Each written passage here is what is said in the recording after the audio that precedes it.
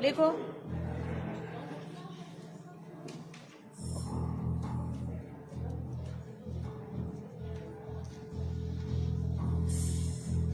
Glória a Deus, aleluia.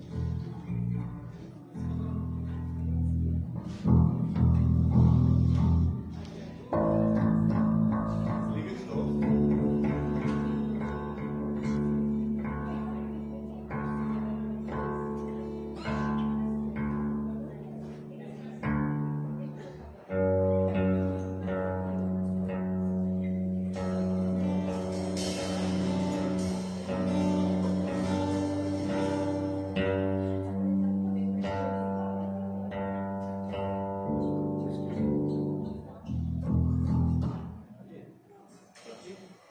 Amém? A paz do Senhor, para quem eu não saudei. Convido os irmãos a abrir a palavra do Senhor, Salmo 45. A gente vai ler o verso 1. Pronto? De boas palavras transborda o meu coração. Ao rei consagro o que eu compus. A minha língua é como a pena de um habilidoso escritor. Amém? Somente nesse versículo. Aqui o salmista, ele diz: boas palavras transbordam o meu coração. Amém? Quem está contente com o Senhor? Aleluia. A palavra de Deus, ela fala o que está cheio, a boca fala o coração. Se você vê uma pessoa cheia de amargura, você vai escutar só amargura. Outros você vai escutar só murmuração, assim por diante. Mas aqui o salmista fala: de boas palavras transborda o meu coração. E a minha língua é como a destra como a pena de um destro escritor. E, irmãos, o Senhor quer que nós tenhamos boa palavra em nossos corações. Porque a Bíblia fala que está cheio de coração, fala a boca. Então a gente precisa estar cheio da presença do Senhor. Amém? Amém. Senhor Deus e Pai, eu te agradeço, Senhor, por esse dia, Senhor. Assim como o salmista diz, Senhor, de boas palavras transbordam o meu coração. Eu te peço, Senhor, que o Senhor venha a cada dia transbordar o nosso coração de boas palavras, Senhor. Palavras que levam, Senhor, ânimo ao aflito, ao cansaço, ao amargurado, Senhor, ao desanimado, Senhor, em nome de Jesus, Senhor. Que leva, Senhor, uma palavra, Senhor, de cura, de libertação, de ânimo, Senhor. Pai, em nome de Jesus, que o Senhor venha acender a cada dia esta chama em nossos corações. Amém? Uma salva de palmas para o Senhor. Aleluia.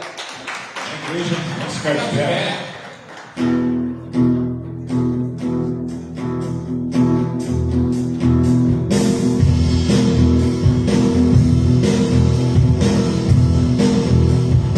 A alegria está no coração de quem já conhece Jesus. A verdadeira paz só tem aquele que já conhece a Jesus.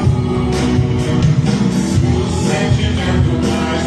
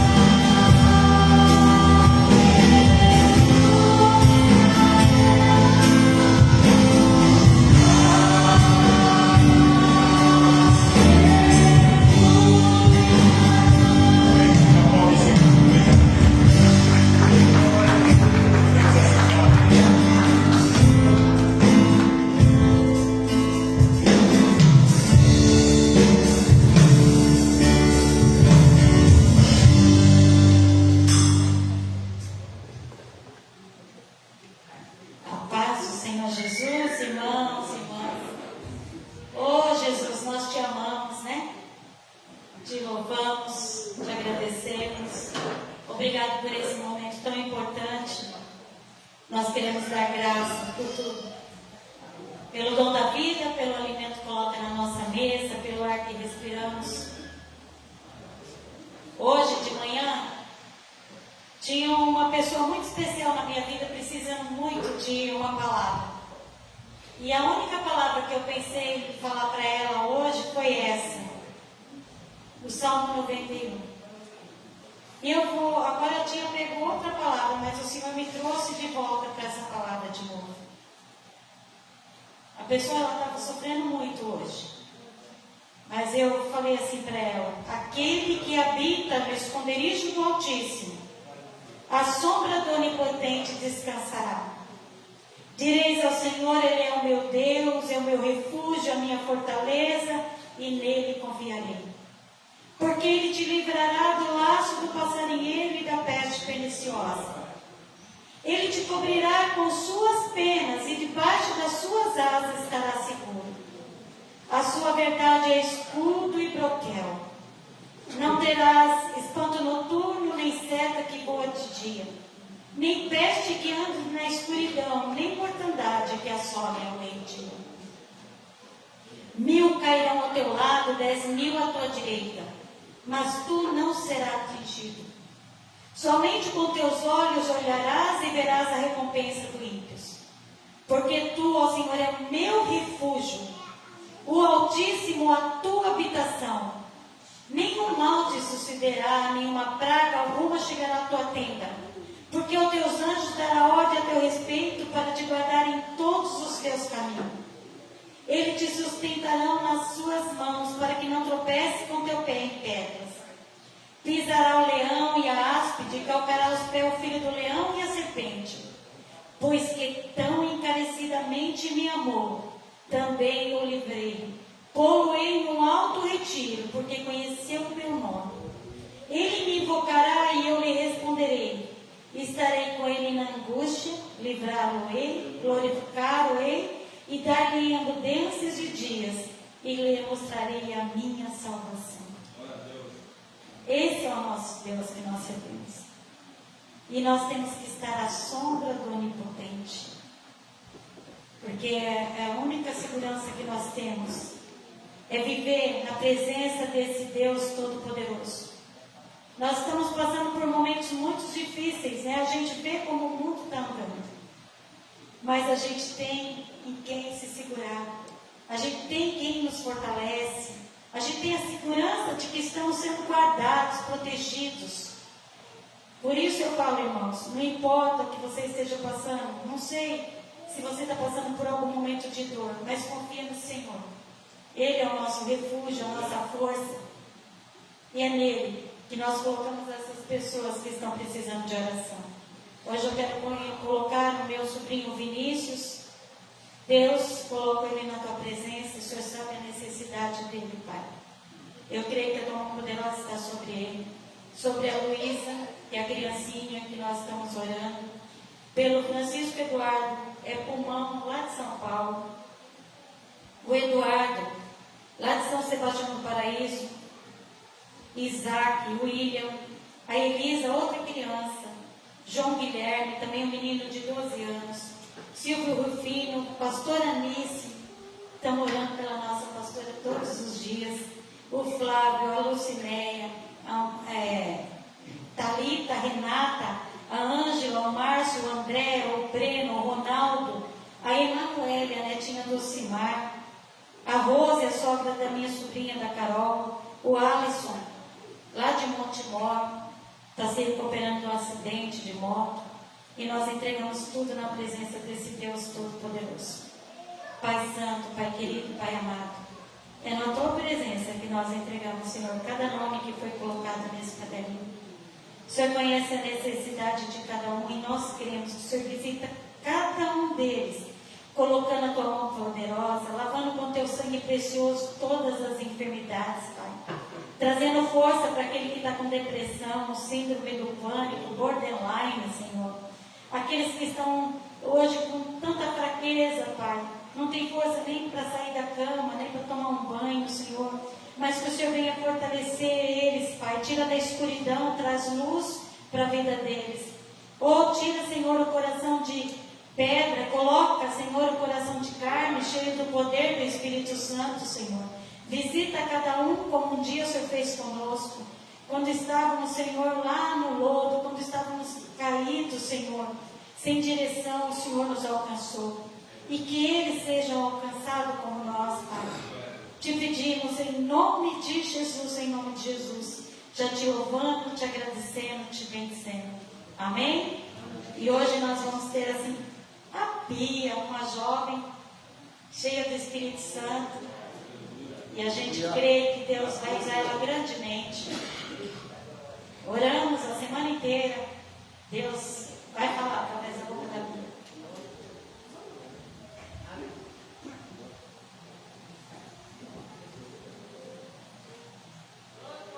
Glória a Deus!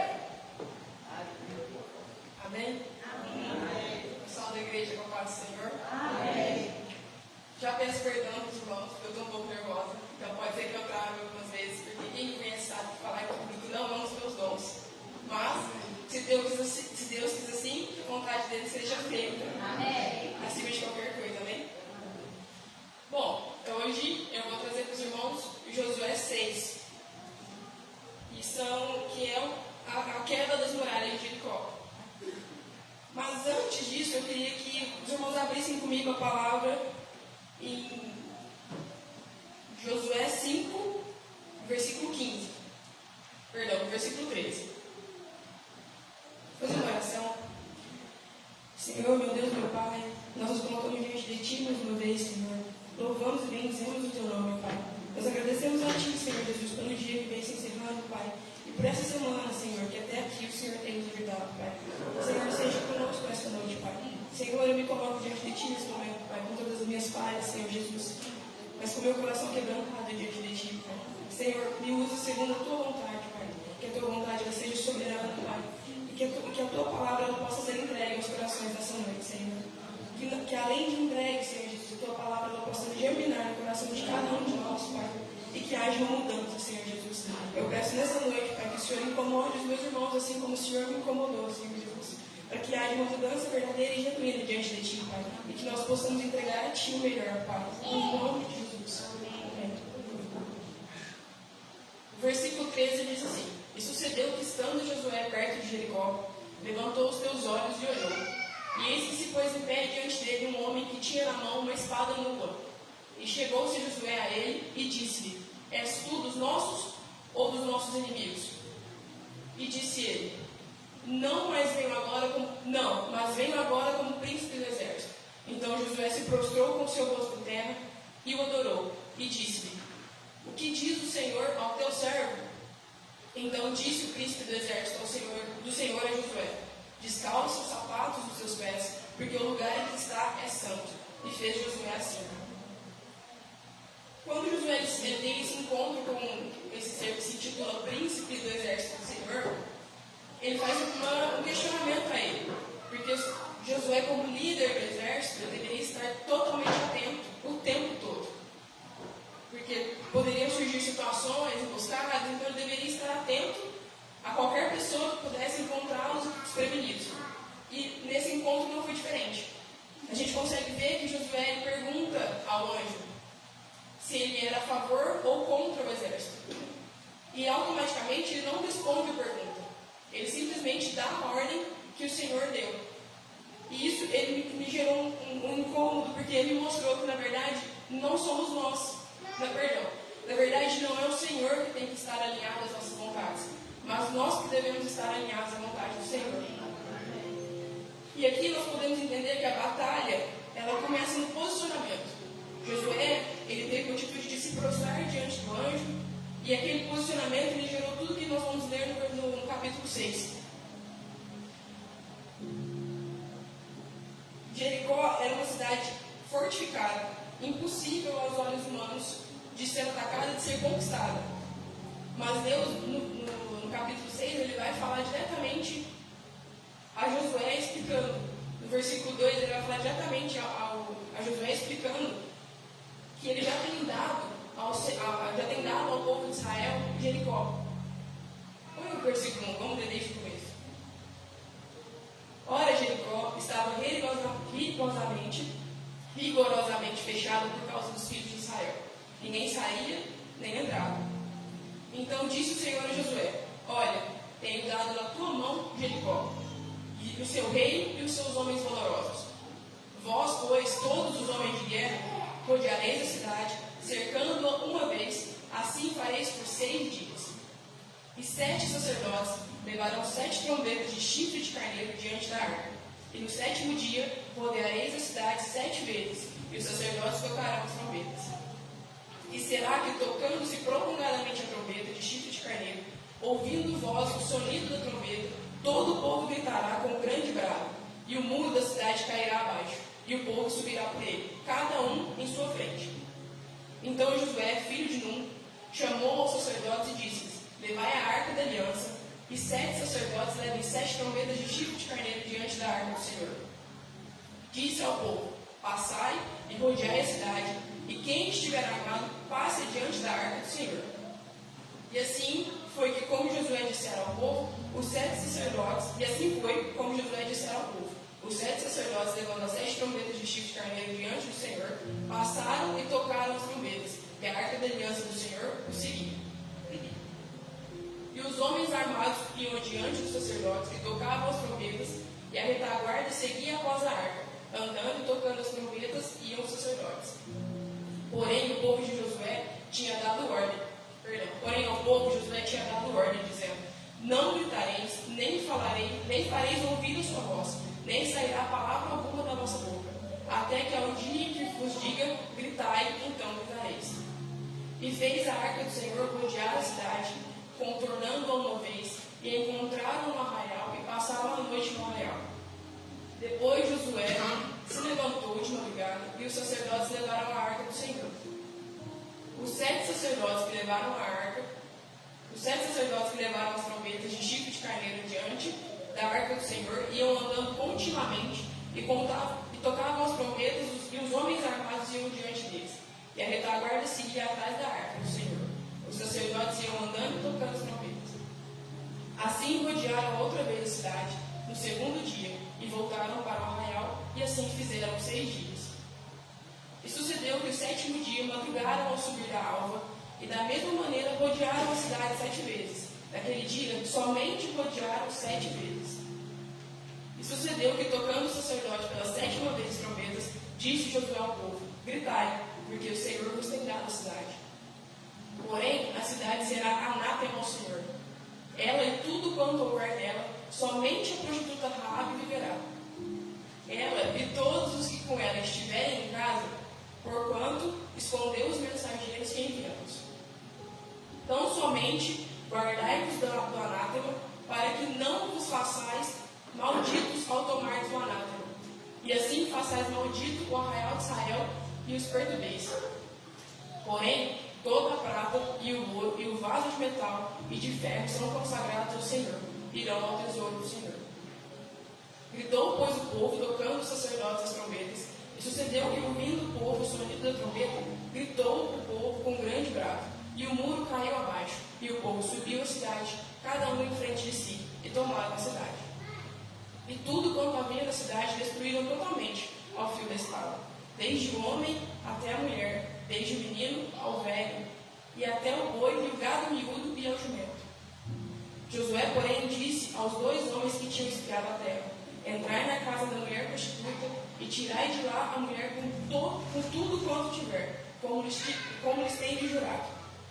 Então entraram os jovens espias e tiraram a Raabe, seu pai, sua mãe, seus irmãos e tudo quanto tinha.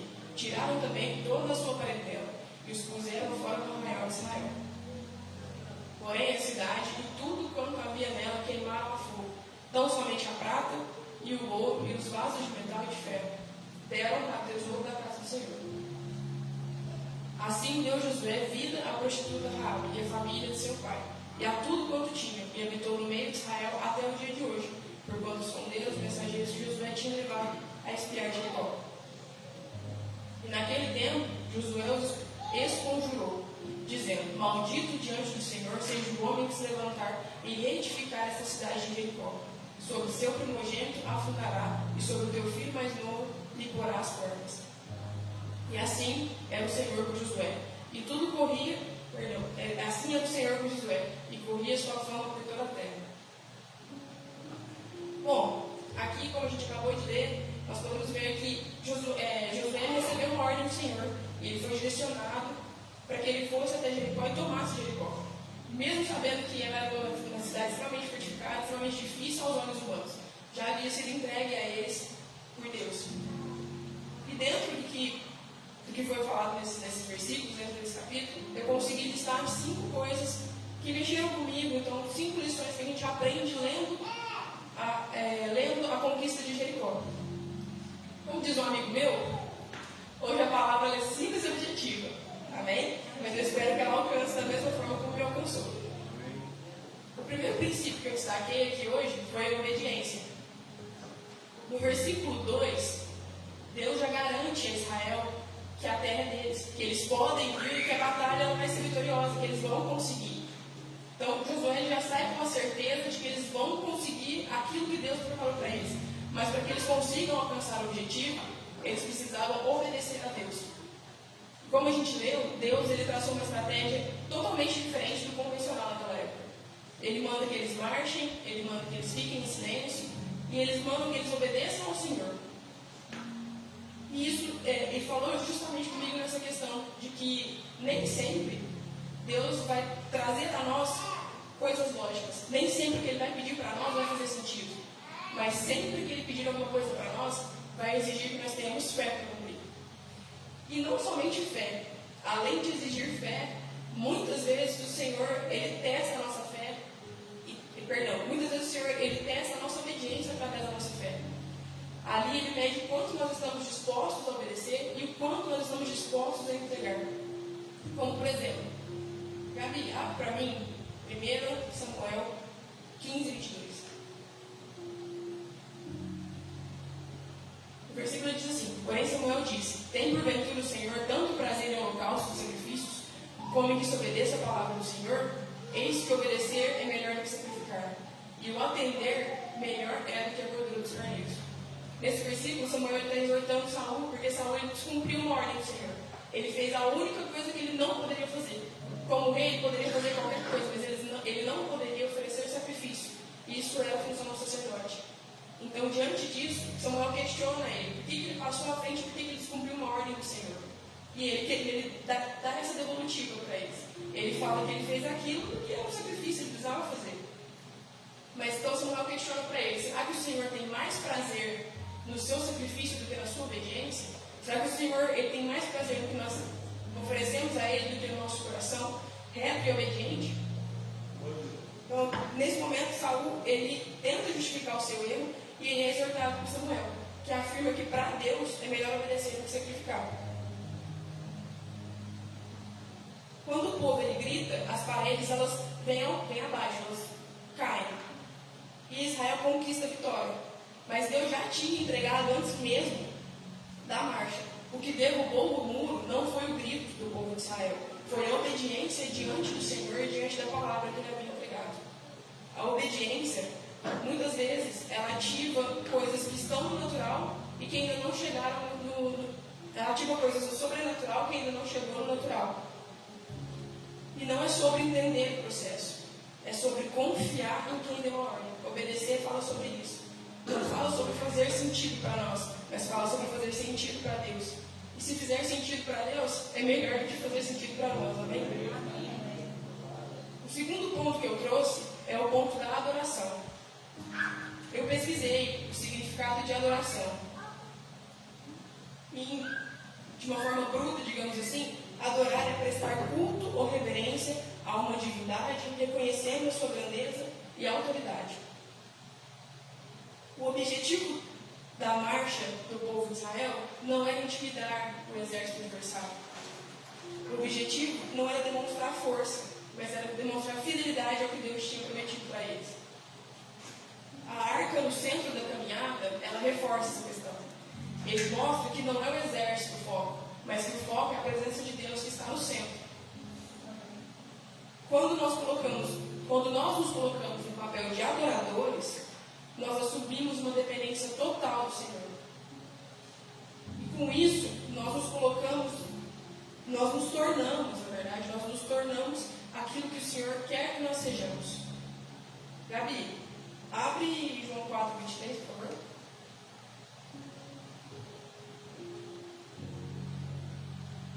Mas a hora vem, e agora é, em que os verdadeiros adoradores adorarão o Pai em espírito e em verdade, porque o Pai procura a tais que assim o adorem. Então esse versículo ele reforça o que eu acabei de falar. O Senhor ele procura verdadeiros adoradores que o adorem em espírito e em verdade. E o povo de Israel, seguindo o caminho de Deus, seguindo a orientação de Deus, ele reforça aquilo que Deus procura. Eles simplesmente se entregaram à vontade de Deus e cumpriram aquilo que o Senhor queria que eles fizessem. Eles demonstraram fidelidade à ordem do Senhor. E a adoração, ela nos posiciona corretamente. Ela nos coloca no lugar certo, de maneira certa. Ela gera intimidade com o Senhor. E nos torna instrumento da vontade de Deus. Quem adora, eu anotei aqui, que quem adora antes da batalha, vive o sobrenatural depois.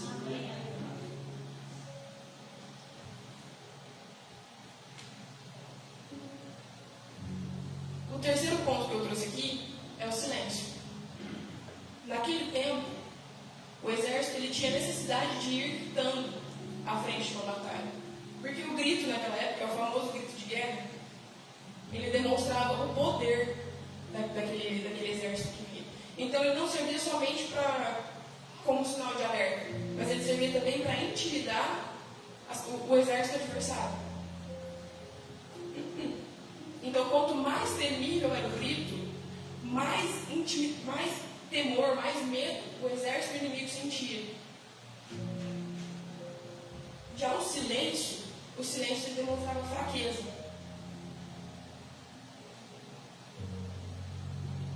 Gabi, abre para mim Salmo 46:10.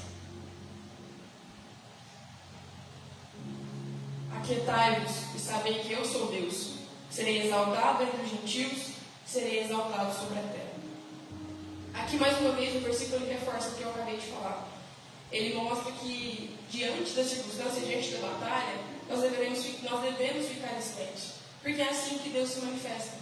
É no silêncio que nós ouvimos a voz de Deus. E é no silêncio também que nós reconhecemos quem está diante da nossa batalha, quem está guerreando por nós. E não são todas as guerras que nós vamos vencer falando. Muitas guerras pedem que nós enfrentemos em silêncio. O silêncio que parecia fraqueza diante dos inimigos, diante do povo de Jericó, era na verdade uma estratégia espiritual, era uma estratégia traçada por Deus. E o silêncio, naquele momento, ele revelava a confiança de Israel com o Senhor. E muitas vezes nós não precisamos reagir. Baseado nessa palavra, nesses versículos, muitas vezes nós não precisamos reagir, nós não precisamos esboçar uma reação, nós não precisamos estar à frente da situação, porque nós sabemos que diante de nós está o Senhor. Então quem guerreia as nossas guerras, quem luta as nossas batalhas, é o Senhor. Então é necessário que muitas vezes nós fiquemos em silêncio justamente por isso, para que nós possamos, assim como o povo de Israel, ouvir a voz do Senhor e reconhecer que Ele está diante das nossas batalhas, que Ele está diante de nós. O quarto ponto que eu trouxe é a perseverança. O povo de Israel, ele saiu de onde eles estavam com a garantia de que a terra havia sido entregue a eles.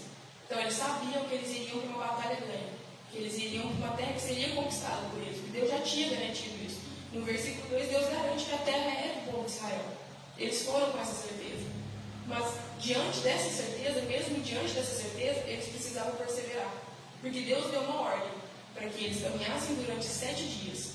E que eles deveriam cumprir essa ordem para que assim fosse conquistado, para que assim eles alcançassem aquilo que Deus já tinha preparado para eles.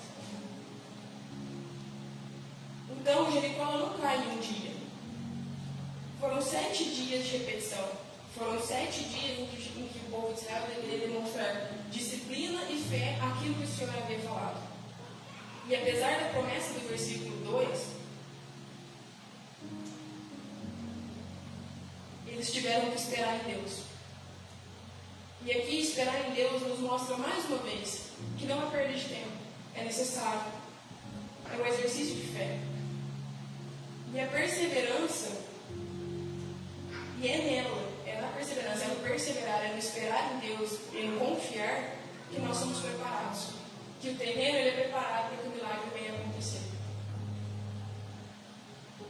O último ponto que eu trouxe, não menos importante, é a redenção.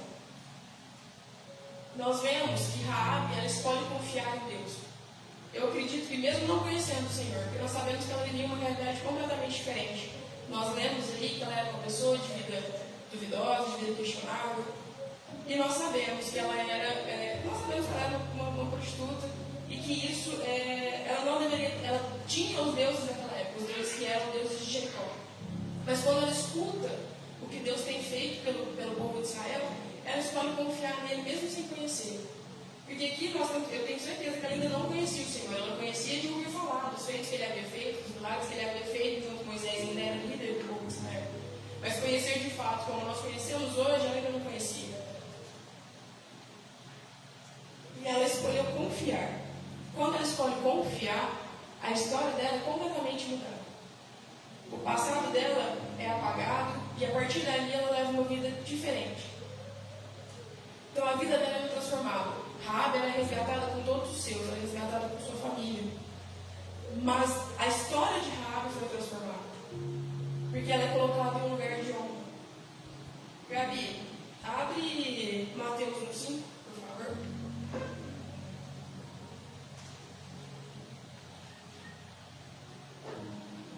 Em Mateus 1 começa a genealogia de Jesus. E no versículo 5 é citado dessa forma: Salmão gerou de Raabe a Boaz, e Boaz gerou de Ruth a Obed, e Obed gerou a Zessé. Zessé nós sabemos que é o pai de Davi, e ele tem toda a linhagem de Davi. Então aqui Raabe é tirada de uma vida duvidosa, de uma vida questionável, e ela é colocada em um lugar de honra. Raabe ela foi colocada na genealogia de Jesus. Então nós temos a certeza de que Deus não trabalha por merecimento. Deus trabalha através da graça. E a fé muda destinos. A fé de Raabe mudou o destino dela. A fé de Raabe revogou a sentença que já havia sobre a vida dela. Então a fé e a graça do Senhor que estiveram sobre a vida dela fizeram com que ela se tornasse outra pessoa. Assim como muitos de nós. E assim, para finalizar, nós vemos aqui que tudo começou no capítulo 5, no versículo 13, onde Josué tem um encontro com o anjo do Senhor e ele é revelado para eles toda uma estratégia. E no capítulo 6 se manifesta toda a glória do Senhor. Então no capítulo 5 nós vemos os preparativos, nesse capítulo 6 nós vemos a manifestação da glória do Senhor. E a manifestação da glória do Senhor ela aconteceu através de princípios. Foi o princípio da obediência, o princípio da adoração, o silêncio, a perseverança. E todos esses princípios, eles geraram a redenção. Muitas vezes, nós vamos marchar sem entender. Nós vamos calar enquanto nós queremos gritar. Nós vamos obedecer sem ver o milagre. E nós vamos adorar muitas vezes sem sentir a presença de Deus. E principalmente, nós vamos querer parar quando tudo nos manda seguir. Mas é nesse processo que o Senhor derruba as muralhas. E no tempo certo, o Senhor, Ele fará acontecer. Amém? Bom, era isso que eu tinha para falar hoje. Peço perdão novamente se eu fiquei um pouco nervosa, mas a gente vai aperfeiçoando. Amém? Amém.